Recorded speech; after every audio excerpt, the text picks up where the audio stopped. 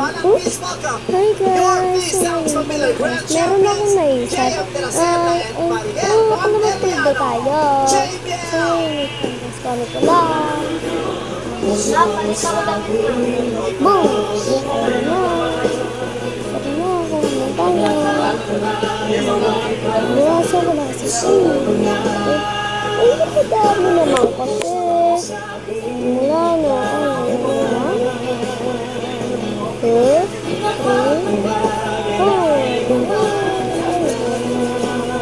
mukha na akong white lady dyan. Ayaw ko na isip mo na. Ayun, ito na. Palit mo yung time ka na.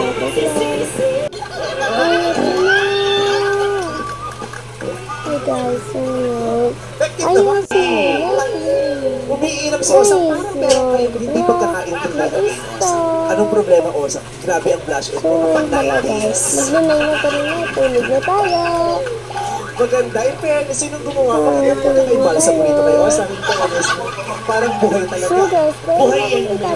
buhay na talaga. Anong oras Sigurong tatlong araw nang wala. Tatlong araw na buhay na.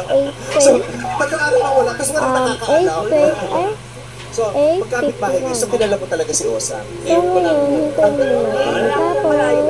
Malagi sa amin. So, hindi man lang kayo nagkakatagpo. Natasalubong po siya minsan. Pero, anong bali-balita tungkol kay Osang? Ang nabalitaan ko lang, nakapirmi siya sa Nakapirmi sa isang tabi. Nakapirmi sa isang tabi? Anong ginagawa niya sa isang tabi? Nakamukulo ko lang. Pero, parang hindi naman nagmumuko. Ang ganda ni Osang. May gawin ba ito sa iyo? Marami po nanligaw. Totoo bang balita na marami raw nanliligaw si Osang?